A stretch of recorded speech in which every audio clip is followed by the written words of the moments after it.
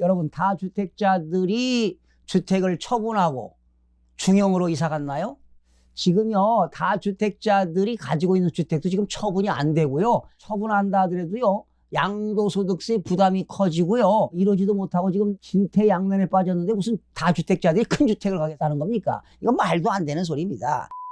마음이 드셨다면 구독, 좋아요 꼭 부탁드리겠습니다. 고맙습니다.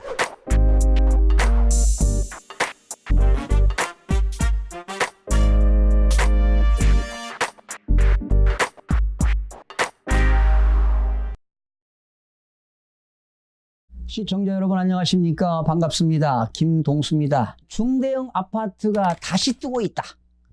공급 부족 희소성에 청약 통장 몰리는 중대형 아파트.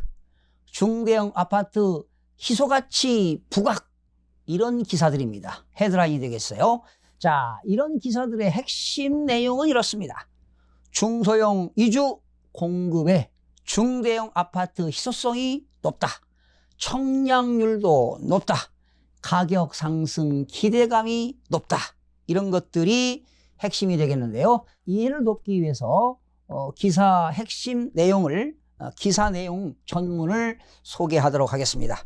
거의 10년 가까이 전용 면적 84제곱미터 이하의 중소형 아파트가 공급 면적의 대세였다. 핵가족화가 가속화되면서 세대원이 줄어 큰 집에 살 필요성이 줄어든 데다가 소형 집값도 뛰며 비싼 대형 면적에 대한 선호 현상이 꺾인 탓이다. 자연스레 중대형 아파트에 대한 인기가 줄었지만 최근 들어 다시 주목받는 모양새다. 이유가 뭘까? 사실은요, 과거에는 중대형 아파트를 선호했습니다. 그 이유는 뭐냐? 기성세대인들이 말이죠. 아이들이, 자녀들이 결혼해도 또 손자, 손녀들이 오게 되면 거실도 가야 되고 말이죠. 식구들이 대식구가 되다 보니까 중대형을 선호했는데 지금은 출가한 자녀들이 와서 자고 가지 않습니다. 손자, 손녀들이 자고 가지 않아요. 요즘은 다 대중교통뿐만 아니라 자가용들이 있기 때문에 이제 자기 집에 가서 자기 때문에 이런 본가에서도 큰 집이 필요가 없게 됐기 때문에 글쎄 현실성 있는 이야기인지는 모르겠습니다. 이제는 세상이 많이 바뀌었거든요. 자, 그런데 말이죠. 이런 기사 내용입니다.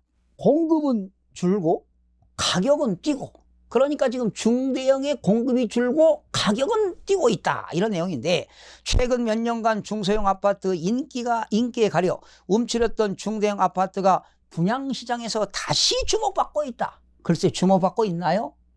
그렇지 않은 것 같은데요. 소형 면적 위주로 아파트 공급이 이루어지다 보니 물량이 줄어 희소성이 높아졌기 때문으로 풀이된다. 부동산 114 자료에 따르면 지난해 공급된 신규 분양 아파트 중 85제곱미터 초과 중대형 물량은 2684가구로 집계가 되었다. 이는 2017년 26,188가구 대비 21.01%, 2016년 33,075가구와 비교했을 때 37.46%가 감소한 수치다. 중대형 아파트 공급량이 줄었지만 값은 뛰었다. 여러분, 공급량이 줄었다고요? 값이 뛰었다고요? 이건 현실적으로 맞는 기사가 아닌 것 같습니다. 희소성이 커진 탓이다. 최근 1년간 2018년 3월부터 2019년 3월까지 주택 면적별 가격 상승률을 살펴보면 85제곱미터 초과 아파트는 전국적으로 5.3%가 올랐다. 이거는 뭐 정확한 데이터인지는 저도 알 수가 없습니다. 같은 기간 60제곱미터 이하 아파트 값은 4.9%, 60부터 85제곱미터 이하는 5.1%가 올라 85제곱미터 초과 중대형 아파트 가격 강세가 두드러졌다. 현실적이지 않은 것 같습니다. 자, 그 다음입니다.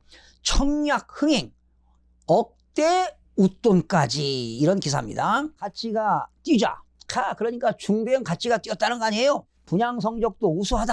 최근 위례 신도시에 공급한 힐스테이트 북위례는 1078가구가 전부 전용 면적 92에서 106, 중대형임에도 불구하고 939가구 특별 공급 제외 모집에 72,570명의 청약자가 몰렸고, 청약 접수 전에 진행된 특별 공급에는 다자녀 특별 공급 107가구, 노부모 분양 32가구가 나왔지만 각각 9.26대 1, 15.34대 1의 높은 청장률로 모두 1순위 마감됐다. 억대의 웃돈도 붙었다. 2016년 분양된 동탄 린스트라우스 더 레이크 116제곱미터는 올 2월 9억 482만 원에 거래가 되었다. 이는 분양가가 5억 2,350만 원보다 무려 3억 8천만 원에가량 72.8%가 오른 값이다. 이게 정상적인 거래입니까? 5억 2,350만 원의 분양을 받았는데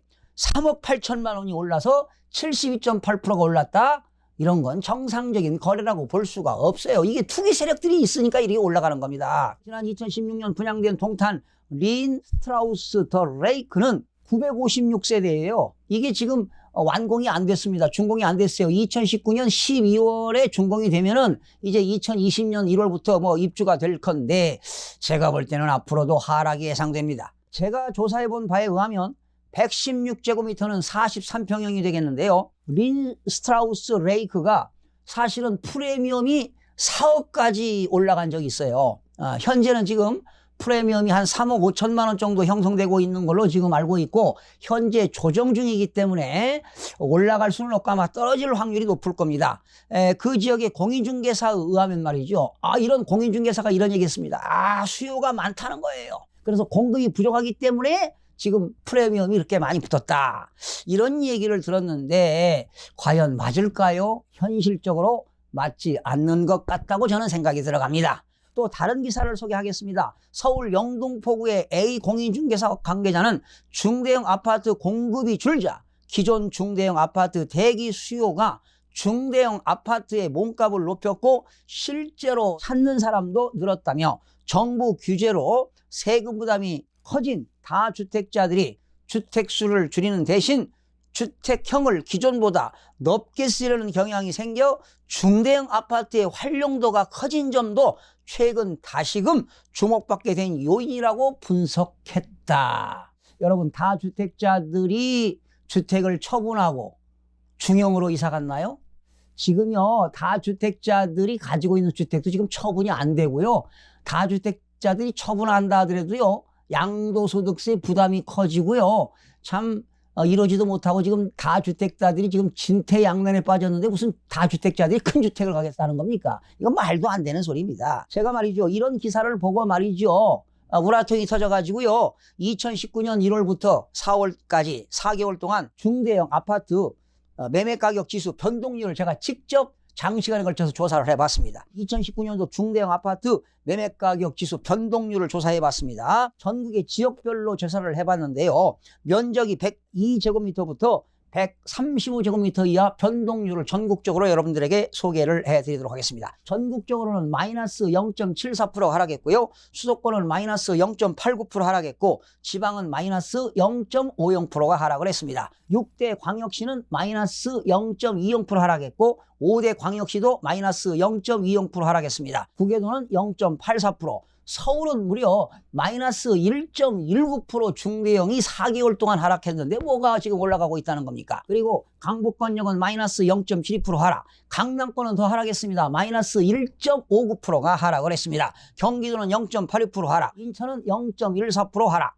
부산은 마이너스 0.96% 하락, 대구는 인상됐습니다. 플러스 0.2%가 상승했습니다. 광주는 마이너스 0.27% 하락, 대전 올랐네요. 대전 플러스 1.70% 상승했습니다. 울산은 마이너스 1.34% 하락, 세종 마이너스 2.42% 하락, 강원도 마이너스 0.33% 하락, 충북 마이너스 1.31% 하락, 충남 마이너스 0.98% 하락, 전북 마이너스 0.42% 하락, 전남은 인상됐습니다. 전남은 상당히 많이 올랐네요. 전남 지역에 플러스 4.19%가 상승했습니다. 경북은 마이너스 1.64% 하락, 경남도 마이너스 1.45% 하락, 제주는 마이너스 0.37%가 하락을 했고요. 자, 그러면 135제곱미터 초과되는 변동률을 한번 살펴보겠습니다. 전국적으로 마이너스 0.78% 하락, 수도권은 마이너스 1.02% 하락, 지방은 마이너스 0.44%가 하락을 했고요.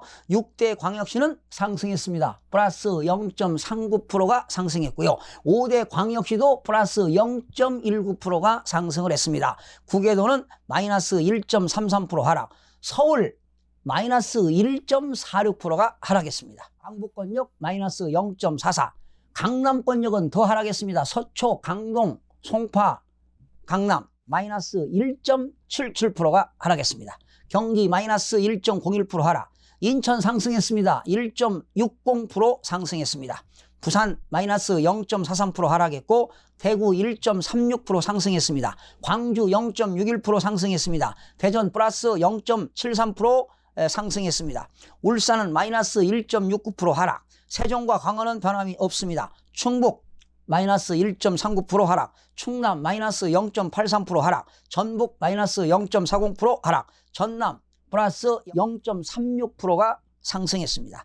경북 마이너스 2.45% 하락, 경남은 마이너스 6.25%가 하락했는데 전국적으로 가장 많이 하락한 지역이 경남 마이너스 6.15%입니다. 무려 4개월입니다. 그리고 경북은 마이너스 2.45%가 하락했고요. 서울의 강남 지역은 마이너스 1.77%가 하락하는 것으로 조사가 되었습니다.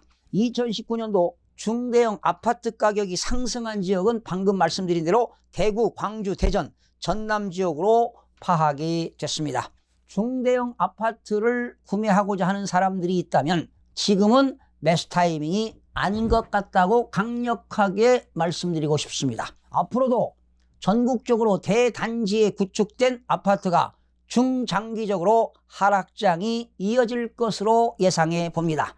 실수요자 입장에서는 철저한 권리 분석을 하셔야 될 겁니다. 권리 분석에는 법률 분석과 지역 분석과 수익 분석이 철저하게 필요할 때입니다. 다시 한번 강조드립니다. 부동산 뉴스 헤드라인만 보고 부동산 투자 의사결정은 금물이라는 것을 강조드리면서 마무리하겠습니다. 시청해주신 여러분 대단히 고맙습니다. 매일매일 최선을 다하겠습니다. 내일 아침에 찾아뵙겠습니다.